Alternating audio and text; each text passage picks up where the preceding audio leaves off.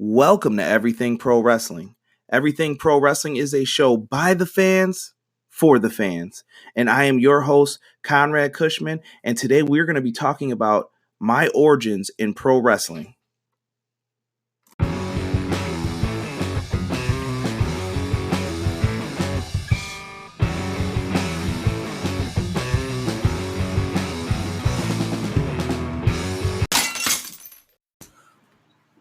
Welcome to Everything Pro Wrestling. My name is Jarrold. We're here to talk about the origins for Conrad. Conrad and I, Aaron, we all grew up with the love of wrestling. I kind of fell out of love with it, deviated from it, went on to different things because I didn't like the new product. So today's episode is going to be specifically about trying to get someone like myself to kind of understand the new product of wrestling as a whole. Aaron, I'm going to let him introduce himself. Yes, I am Aaron, and I love the Attitude Era. I am also a current fan of wrestling today, but I do not love the wrestling today like I did of yesterday. And you know me, I am your host, Conrad Cushman, and we are here to talk about some pro wrestling, guys. I'm going to have Jarrold kind of narrate this for me because Jarrold is a professional guy, and I think Jarrold can keep the balance between me and Aaron because sometimes we have opposite points on some of this stuff. So I think it'll be a good discussion, debate, and we can also talk about the origins of everything pro wrestling. So let's get into it. So ultimately, I was a really big wrestling fan. I loved playing with the wrestlers growing up as a kid, watching all the pay-per-views. We'd all go into the house together, watching the blood, the chairs, the tables, the thumbtacks, all the raw, uncut stuff that really drew me as a kid to, and it wasn't really violence. You know, we knew it wasn't like really there to hurt somebody else, but it really drew our attention. It really kept us engaged. And I'd say around 2008-ish, I kind of stopped liking wrestling as much. I still go to the shows, but it wasn't something that really drew my attention anymore. And CJ Conrad, actually, you know, his nickname's CJ here. The one thing I would ask you is, how could you get somebody like me to get back in love or try to understand the new product, you know, knowing that my origins of how I fell in love with it were really focused on that whole era of just raw, uncut wrestling? I think the first and most important thing is your expectations as a wrestling fan have to relate to the wrestling of today. As Aaron said off without the mic being on, basically, wrestling today has lost the ability of making things believable. And that's due to wrestlers and wrestling fans understanding this isn't real. A lot of people don't know that. So you have to accept that, number one. But I also still need you to have the ability to get lost in the story, that the story's so good that you believe it's real for that little bit of time. And as a wrestling fan of today, I would highly recommend your demographic. You would probably enjoy the NXT brand the most, in my personal opinion, if I had to suggest something to you, or Lucha Underground. So, like, if you could draw me back, if you could paint one match for me or recommend one match for me to watch of this new generation, this new product, what would you say would really get me engaged to kind of understand the story a little bit better? That's pretty easy. I think any match with Johnny Gargano and Tommaso Ciampa will tell a phenomenal story of two guys who were once tag team partners and tag team champions. And if you watch from the time they turned on each other to what they produce today, you'll see that each of the matches have a story behind them. And there's a reason for why each thing happens. And they've wrestled each other 3 times, and the fans aren't sick of it. All of those matches I gave an A grade to on all of my reviews. And I think that's something that any wrestling fan, whether it's you, Aaron, my brother Cameron, it doesn't matter who, people will be interested in that because it tells a great story. So with regards to like a match like that, how are you grading it at an A level? I know that's the grading scale that you use, kind of like keep it simple for us viewers, but how are you grading that? Is it just based off the showmanship? Is it just based off the story, the athleticism? What exactly is making you get that grade? It's kind of a 5 tool. It's match quality, the promos, everything leading up to the match plays a big part into it. The after effects of the match play a part into it as well. Announcers play a big factor. The crowd plays a big factor. Are the people into it? I mean, there's so many different things that go into a match that you can't just simply weigh it down with just a few. And it's my personal opinion. You can go in and say that the match was an A as well, or you could say it was a B. Well, one thing I'm going to take a step back with, I kind of agree with you now that you painted it that way, is the promotions. I do still love the promotions of some of the new matches, some of the new rivalries. Now, they are really put together really well. I mean, for example, The Undertaker and Shawn Michaels match, the retirement match, that promo was probably the best promo I can recall. And that's not necessarily an Attitude Era, but that is, by far something that really wanted me to watch that match. And as a novice, wrestling fan where I don't watch it as much, I was all hands on deck to watch that match just because of the way that was promoted. So that's a good way to look at the match. Now, Aaron and I are kind of like on the same page in terms of the era that we like, the wrestlers that we like, the characters we like Aaron. What would you say, Aaron, because you still watch wrestling, a lot more than I do. What would you say is different about the new wrestling that kind of has maybe put you off to it a little bit? Or, well, in my opinion, I think that wrestlers back then were much better actors. You believed in what they did, you believed in what they said, and you believed in the rivalry. Mm-hmm. And the rivalries were long. They happened. You knew guys back then didn't like each other. You knew guys like The Rock and Triple H didn't like each other. And they had amazing matches. So I'm just a huge fan of being an awesome actor and also being a great performer. I will say that some of the guys back then weren't as good of wrestlers as they are today. They weren't as athletic. But, if you're a great performer, you're a great actor, and you knew the rivalries were real. Mm-hmm. And I believed in that. And So that's a really good point. I mean, we're all around the same age group, and we all grew up with the Attitude Era. What would you say, Aaron, to a wrestling fan who's a little bit younger, who maybe didn't get to experience the whole Attitude Era? What match would you recommend for them to watch to kind of see our point and why we love that era so much? What match really drew you into it? Like, hey, this is the best freaking era ever, and I never want to see anything else. So are you asking me my favorite match or a match? We'll get to favorite matches next. But what is the actual match that you would recommend to somebody that if you had to do an elevator pitch to them and get them to be on board with the Attitude Era, what would you say is actually the match that really paints the whole Attitude Era as a whole into one match? I would say definitely Stone Cold versus Bret Hart at King of the Ring. It was a really good match. That was a really good match. What actually did you like about that match? Oh, wait. Sorry, Conrad. No. I have a question. Are you talking about King of the Ring, or are you talking about they had a couple WrestleMania? Are you talking about the submission match? Yes. Okay, that was WrestleMania 13. I'm sorry, guys. I had to put a little correction in there. Yes. I was thinking wait. We're on. I'm a novice. Conrad's the only professional who knows all the dates and stuff, but we want to make sure that can't do that today. Correct. Sorry. So, Aaron, what about that match? What really? Well, let me start with this. What was the grade? We're using this grading system on an A through F. Kind of make it simple for the fans. What grade would you give that? Well, you know what, and I'm going to go back to what Conrad said. There's like a 5-point system.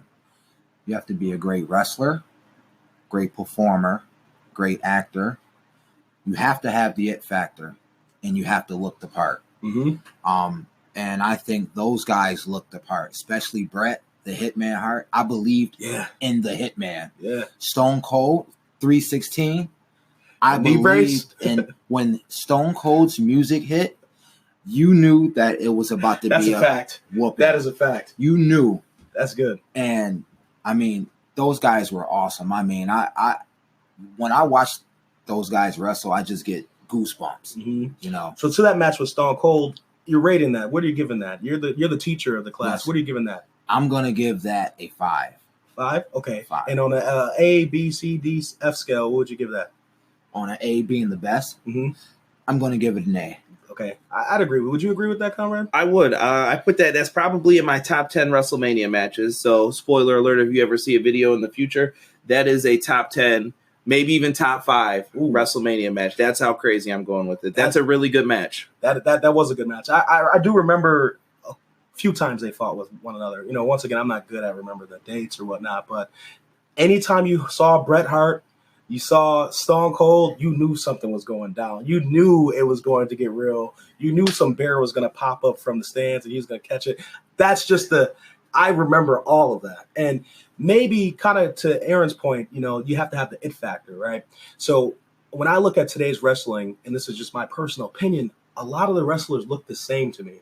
A lot of them they don't really deviate from one another, where they have different appearances, Right. or, a lot of them really look the same. Cookie Whereas you had Yokozuna, who was 500 pounds, and then you had freaking Rey Mysterio, who's a 5'2" guy jumping crazy. Right. It was really good to see some difference. Kind of around the time Jack Swagger got into the WWE is where I kind of started to see that everybody really looks the same to me personally. I mean, I could be completely wrong, because there are some new guys that I really like Cesaro. I am a big fan of that, maybe because he's an ex-rugby player too, but I'm a huge fan of him because of his athleticism, and I think he does have or had the it factor. But comparing the two eras, Conrad, which era would you say is the dominant? Which one is the superior era? As far as what? Let's start with characters having the it factor. What era had the best it factor? Attitude Era. Okay. Clearly. There was something special about a group of guys fighting for one spot, fighting to be the top guy, and fighting so that their company didn't go out of business. And I think Vince McMahon and Eric Bischoff did a good job putting everyone against each other. And you know what? I'm sorry. Let me include Paul Heyman in that as well, because Paul Heyman motivated guys who we've never heard of to do incredible things and technically mutilate their bodies for his own wealth or lack thereof, because he didn't make that much money. So the Attitude Era had characters, and we can all go through and name everyone big from the Monday Night Wars. Stone Cold Steve Austin, The Rock, Ric Flair and the Four Horsemen, the NWO, Hulk Hogan, Macho Man, the Giant, Kevin Nash, Scott Hall. Look at the names I'm saying. These are marquee names that you could put in any main event, and it's going down. Triple H wasn't even mentioned yet. And think of what a big deal he is. The Heartbreak Kid, Shawn Michaels. You have Tommy Dreamer, Raven, Sabu. Did you even know who these guys were until Paul Heyman came up with them? Rob Van Dam, Taz. Taz was a little guy. He's smaller than all three of us. And Taz was looked at as a threat in wrestling. Like, if that guy gets his hands on you, you're dead. The Suplex Machine. These are all legends in the business, and they deserve their respect, I think, for it. So I'm going to just stop right here, CJ, because I feel your reaction to that question and the excitement that I got out of you is exactly why I love the Attitude Era. I don't think I've ever gotten that excitement myself from watching these new guys or watching these new shows, or you guys can't really see him right now, but he had a big smile on his face, because at that time he's thinking about things from the past, the matches that happened back in the day, all these big names. What would you say? I don't mean to segue too much, but there's been wrestlers who have been through the Attitude Era who have completely made it and still going on into this era. How have they been able to adapt so well to the big change? That's a really good question, and one that I think I'd like to hear Aaron's opinion on when I'm done too. Are you referring to, let's get specific, because that's tough for me to just overall. Are you talking about someone like The Undertaker? Well, it's hard to say The Undertaker. He doesn't wrestle as much, but yeah, I would say. Or Brock Lesnar? I would say Brock. Okay. Or Brock, when Triple H makes those special appearances too, those guys, how have they adapted so well? Brock Lesnar was able to deviate himself from everyone else simply because he's a freak of nature. When I first saw Brock Lesnar, I said, this guy's a monster. I want to know what he does. Wasn't he on the cover of one of the games? Yeah, Here Comes the Pain. One of the best wrestling games also. Not Over No Mercy, in my opinion, but that's another topic for another day. So when we look at someone like Brock Lesnar, he was a freak of nature. He was huge, and he was associated with Paul Heyman from the get-go. And Paul Heyman's a smart businessman, and he knew I should associate myself with Brock Lesnar because he's bigger than pro wrestling. This guy's got superstar written all over him. For a guy who only wrestled for 2 years, then went to the NFL to try out for the Minnesota Vikings, to only then go to UFC and become the heavyweight champion when no one thought he could. That guy is a freak of nature, and simply he made a big name for himself. And then when things got rough in the UFC and he had diverticulitis and that was bothering him, he comes back to WWE and he's the biggest superstar ever. He comes back and he's doing all of his stuff. It's fine. He's putting on great matches again, but something's still not clicking fully with him yet. Until he wrestles the name that a lot of you guys hate, Roman Reigns. And he comes in and he suplexes Roman Reigns, and he says one thing, and it's a meme or a little video clip, and it goes flying. And he says, "Suplex City, beep." I'm not going to swear on here, but once he said that, it was simple. Now all of his matches are, I'm going to suplex you to death, and then once I hit the F5, you're done. And that's why he became the most dominant person in wrestling. Roman Reigns, might take him, but that's another topic for another day. But Aaron, how do you feel about that same question? What was your input on that one? Well, you had guys back in the Attitude Era that were mid-carders that, my opinion, I think that had the opportunity to be world heavyweight champions. Kane, Mark Henry, Val Venus. These are guys that could hang today. And, actually they still wrestle in other organizations, but those guys were some of the mid-card guys that, man, Attitude Era had it all. They had even the light heavyweight division, was a nice division to see. Guys like Takamiki Nochu, even X-Pac and S.A. Rios, a few other names to go. But those guys, you had it all. You had your light heavyweights, your mid-cards, and you had your world heavyweights. And, I mean, you got everything in one product. You know what I mean? Target every, when I was young, I used to watch the light heavyweights, and then, later on in the show, I get to watch the heavyweights, and it was just amazing. I mean, WCW did the same thing too. So I was always flipping channels between Raw and Nitro. It was just, I couldn't miss one, and if I fall asleep, yes, if I fall asleep and wake up the next day ready for school, I would cry because I missed the last half hour of Raw. This is true stories. And it was magical. You knew it was magical. You know what I mean? I think that's a big difference in wrestling today as well. Shout out to my boy Derek. He's not here, but I can remember we would all come to school talking about what happened on Monday Night Raw.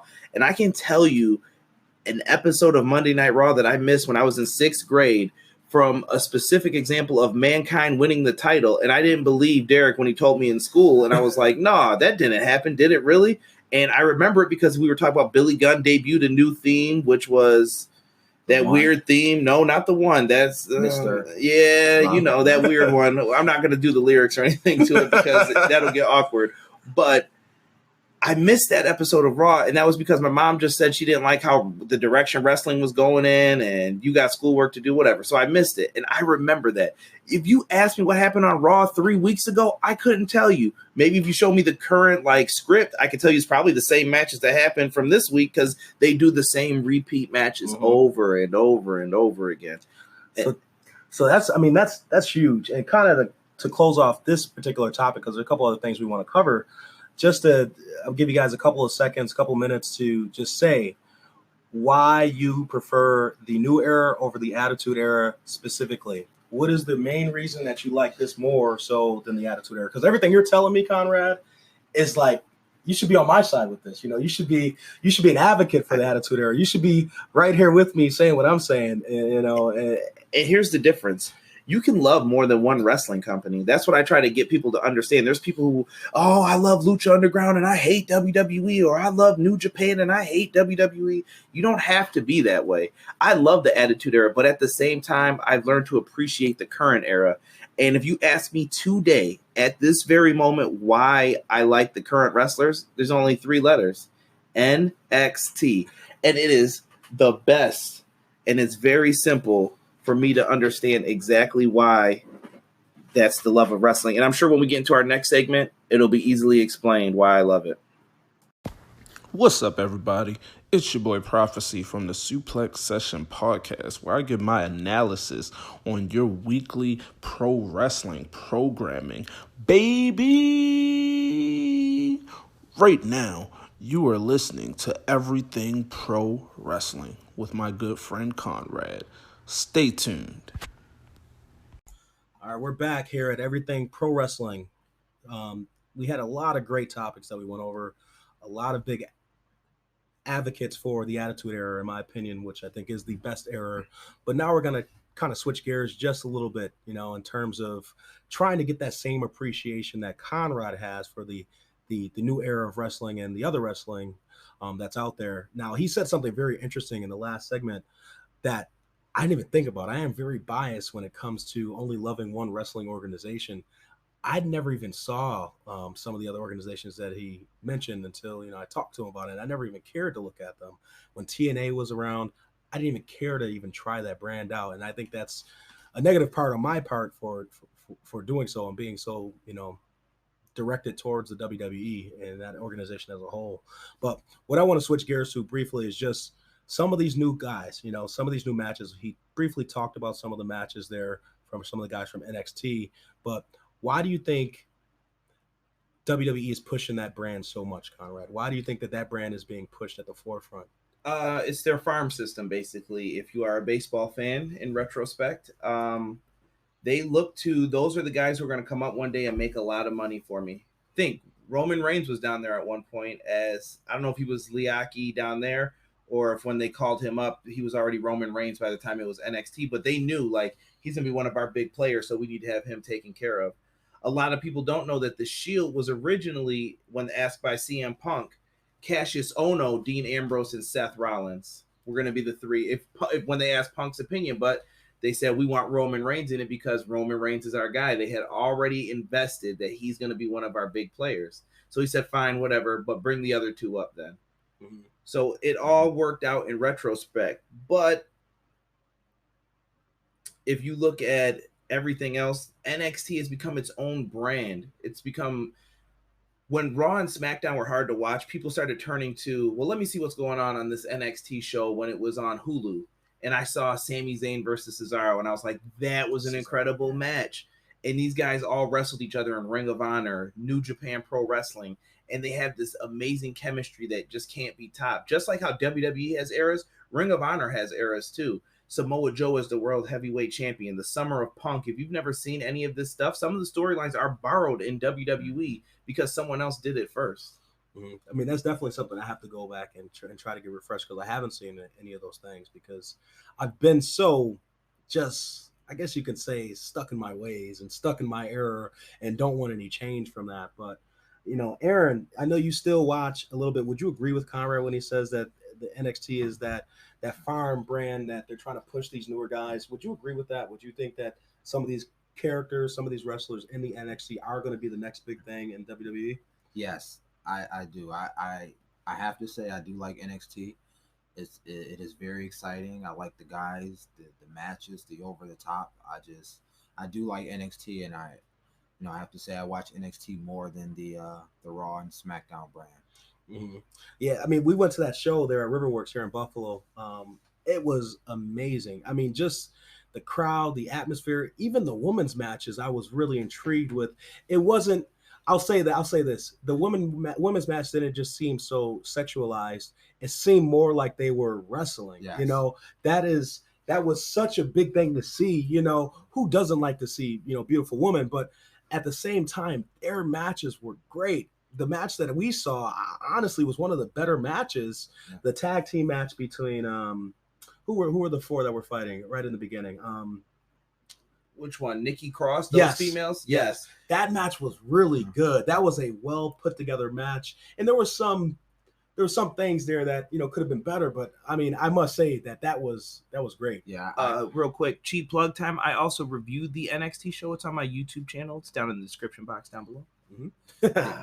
But that was great. I mean, I will say this, and NXT is definitely the brand, the part of the brand that I'm going to focus more on because I just like the rawness of it. It's really a good product there.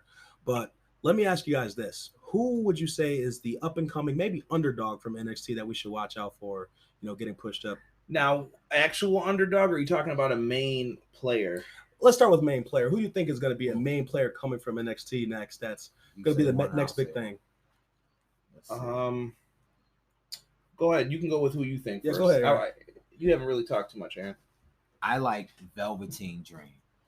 I think that this guy is a player. Mm-hmm. He is a phenomenal wrestler, and I mean, his acting is just like, I love his character. This guy, I can definitely see him being a top tier guy on the main roster. Ooh, top tier. That's a big push from NXT all the way to the top tier. That's good. This guy must be good. Tell me a little about. I don't know him. I don't know who he is actually. Yes. So tell me like what style is he? What weight class is he? Who is this guy? He's unique. Mm-hmm. So like what's his finisher? What is he? What types of moves does he like to do? Or The purple rainmaker off the top with the elbow. Velveteen Dream's oh, just. I know who this guy is. Yeah, Yes. you told me the move, and now I can put a face to it. He Okay. wasn't at the NXT event because he was wrestling in progress at the time. But the Velveteen Dream is amazing, and he is someone who I probably would have said. But I think there are a couple other names that I could say. Aleister Black is someone who I think is a potential main player. There's something that's intriguing about him, even though he doesn't talk too much. He's a mysterious character, and I like how he comes up basically like he's in a casket or he's coming up from the ground. And he levitates up, and then he stands up. He's got a pretty cool finisher. Johnny Gargano's like the underdog that you hate to see get beat down, and he does stupid stuff, and he keeps getting beat and beat. And as far as heels, Tommaso Ciampa, if you could come out and people are screaming F you when we're at a live event, I'm like, yo, there are kids here. They were basically yelling F you at a man who had no entrance music. Like, that's crazy. That's great heel heat, though, for NXT. And it's remarkable. And I was going to bring up that point with the women. Like, think about the Attitude Era when people are like, yeah, it's so much better than today. Is it? You had Sable. Could Sable really wrestle? I mean, Sable looked good. Sable was all right in the ring. She got a lot better. Same with Trish. But could they work like the girls of today? I mean, the girls of today, maybe you don't find them as beautiful as the Attitude Era girls. But at the same time, those matches today are 10 times better than what we used to get. I do agree with that. I agree with that wholeheartedly. I mean, we had some. I mean, I love Chyna when she was in, the Generation X. I mean, I thought she was a good because she used to wrestle with the guys essentially. But seeing that just really brought to my attention that it's not just a show anymore for the woman. It's more like they're being taken more seriously, and that's just my perspective on that. But that is really huge. What were you gonna say, Aaron? I'm sorry. I just to elaborate what you guys said, I do agree with the women today being much better wrestlers. And how Conrad said back then they kind of like sexualized things. They did, the women were beautiful and they're still beautiful today. But the difference is when you watch the women back then, you were like, you scraped your skin because you knew that there may be a botch. You don't see that today with the women. You don't see that. I mean, everything's crisper and cleaner, though, for production-wise as well. They're not going to make those mistakes that they made back in the day. Right. If you ever Google a match with Jacqueline and Sable, not going to go any further than that. Stuff like that doesn't happen as often anymore. Right. So I got a pretty interesting twist that I want to take here. And this is just on the fly. This is not scripted at all. Aaron, who's your favorite wrestler from the Attitude Era that you would put up against anybody? Who was your favorite wrestler?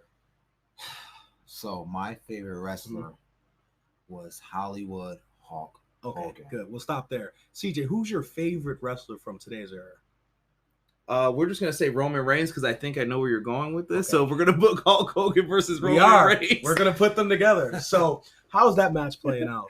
This is era versus era. These guys are battling each other for the right to be called the best era. Who would you put your money on? Hulk Hogan, baby. Hulk Hogan's winning this easily. I can't even argue. But he picked Hulk Hogan. That's not fair. Hulk Hogan's like the godfather of wrestling. Okay. Hollywood Hulk Hogan. Hollywood Hulk Hogan also lost to Lex Luger. So I think that Roman Reigns has a chance. No, I'm just being funny. But you could go so many different ways with that. Hulk Hogan he's the greatest babyface and probably the greatest heel of all time. Potentially. You could argue it. When you have old ladies ready to fight you in the crowd, you're the man. When people throw garbage in the ring at you because you turned heel, you're the man. Period. So you're putting those two up, and you're going Hogan, huh? Put my man Shawn Michaels in there, and we'll get the same match from SummerSlam. With the Benny Hill music. Dun, dun, dun, dun, dun, dun, dun. Shawn's doing all the crazy bumps on him. That'd be cool. Those are things that unless we have a time machine, we can't go back and ever see. Or unless you buy the new WWE 2K19 video game and you can recreate. We'll probably get some of those matches going though, honestly. But that is cool. Like I love to pit things together and try to see how people think the outcome would be or what would happen. How do you think that match would go, CJ? We're gonna predict the match. Would it be in today's world or would it be back then? We're gonna do it today's world. So you're making the storyline for this, right? How are you selling that storyline? All right. Well, everyone in the NWO is eating a Superman punch easily. Uh-huh. Like they're gonna be getting on the apron, Superman punch, Superman punch. And then as soon as they take all of them out, a couple guys grab Roman, and then Hogan's beating him with the belt, getting ready to drop the leg drop, and then you hear Sierra Hotel, India, Echo, Lima, Delta, Shield. The boys come down to make the save, and they save the day and take out everyone else. Roman Reigns hits the big spear. 1, 2, 3. Everyone goes. Oh, you're thinking. Oh, wow. You're thinking it's going. Okay, Yeah, that's Aaron. How you think? Yeah, let me hear it. So the outcome. Oh, he's gonna have heel turn, attitude era, kick. So, no, it would be the same way. Hollywood Hulk Hogan and his Goonies would tear Roman apart. But here's the twist. Who would really be the heel and who would be the face? Ooh. Yeah, if it's in Toronto, they're definitely cheering Hogan. Oh, Hashtag meat sauce. Shout out to Virgil. But Hey, Virgil. yeah, Hogan would definitely be the babyface in that match, no matter what. Almost like Hogan versus Rock at WrestleMania 18. Yes, the fans did turn on The Rock at that match. They did. Yeah, The Rock is still one of the greatest, personally. The greatest on the microphone, potentially, of all time. If not one of them. Listen, you The best. The best. There's no argument. He is the best on the microphone. Even selling stuff. Do you see the way he used to sell moves?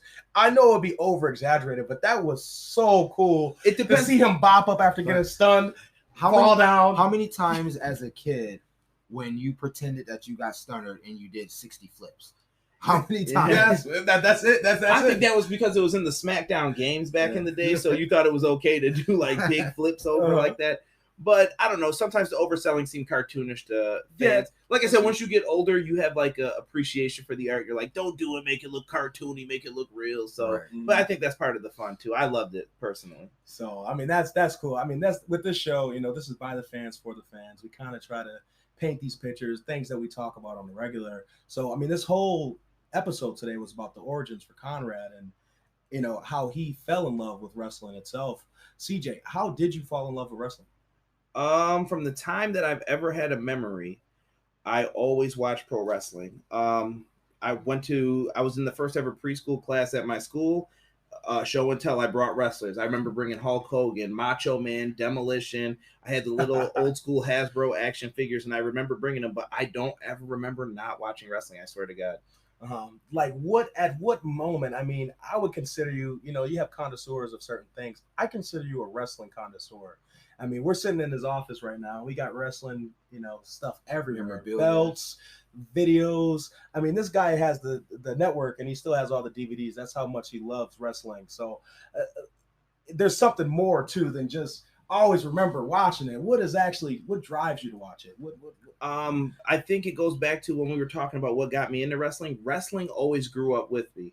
So as a little kid in the 80s, wrestling was cartoonish. They were over the top. It was just stupid fun, right? Nothing had to make sense. There was Earthquake, the Ultimate Warrior. The promos didn't make sense, but you knew all the characters where you had the wrestling buddies and all that stuff. Then I grew up a little bit, and then you get to the new generation, and my favorite wrestler of all time is actually the Heartbreak Kid, Shawn Michaels, and he was one of the people they were pushing alongside Bret Hart, who was my brother's favorite. And it goes back to what I said about falling out of love with wrestling. Bret Hart goes to WCW. My brother doesn't really like it anymore. He doesn't watch. And those guys were the next big thing with The Undertaker and everyone else. So cool, I'm still into it. Now I'm starting to slowly wrestling's not cool anymore. They got some dude named Abe Knuckleball Schwartz and crap like that. What is this? Then they're in trouble with the Monday Night Wars. Some guys are going to WCW, and I'm looking over there like, okay, that's cool. But I'm still watching WWF. I really never was a WCW guy primarily. But I'm watching what's going on. The NWO's happening. Everything's cool. And then all of a sudden the Attitude Era hits. And how old am I? I'm in my preteens. I'm 11, 12, 13. And you're a punk at that age. You're disrespectful. You love the DX crotch chops. You're into all of this. We were ordering the WrestleManias, the pay-per-views. We still had action figures because we were still little kids. We had the video games. That's when the best video games came out. There was a rivalry in everything, whether it was ECW, who could we steal the talent from, who had the best storylines. People were talking crap like that's my team and that's why they're the best. And then you get to, I'm in high school by the time it's the Ruthless Aggression era. Then you're seeing guys who are athletic, Chris Benoit, Brock Lesnar, Eddie Guerrero. You have an appreciation for those guys. And I'm in high school playing sports, watching guys like Kevin Garnett, Vince Carter, Allen Iverson, and all those guys. And you appreciate athleticism more. So I'm like, wow, that's crazy. And in college, I start to understand business. And now I'm getting why pro wrestling's doing what they're doing. And I understand Vince McMahon's moves and why he's going towards a network. I have so many papers written about WWE, it'll make you sick. And some of the stuff I predicted happened, and it's happened. Because Vince has the vision to see it happen. So as much as people say he's out of touch, the man's still technically a genius. I think he's out of touch with certain things. That is a fact. So that's a long-winded answer for what you asked. That's what we want. We want to hear the raw answer. This is not scripted. We want to make sure we understand, because now I have a better understanding for what actually did make you fall in love and continue to be in love with wrestling. And like you said, it's grown with you. And every step, milestone in your life, whether you're in high school or whether you're a kid starting with the cartooniness, high school seeing the athleticism, things like that, being a businessman, now I understand why you still are in love with it. And there's certain things you never forget too. Pro wrestling is my getaway from everything else too. When I come home on a Monday night after a hard day of work or whatever, or school even, I used to want to watch Raw. And I remember watching Raw with my dad, and we were watching, and the 1, 2, 3 Kid was someone I saw on like ESPN one day after school. And I'm like, oh, that guy's pretty good from this other wrestling company. It was like Global Wrestling Federation or something. I saw him, and then he wrestled a couple jobber matches on Raw. And my dad was like, oh, this Lightning Kid or the Kid, whatever, he's going to lose to Razor Ramon. And I'm like, well, you never know what's going to happen. And that was the night when the 1, 2, 3 Kid beat him. And my dad was like, I can't believe that just happened. And I was just like, 3 Kid, he's like, I guess you know what you're talking about. You know who the 1, 2, 3 Kid is, right, Aaron? That's one of Aaron's favorites. Yes, I mean this is my other favorite wrestler, 1, 2, 3 Kid, aka X-Pac, the most underrated. Whoa! All right, okay. That's when we got to scale this back a little bit. Hey, X-Pac was an amazing wrestler.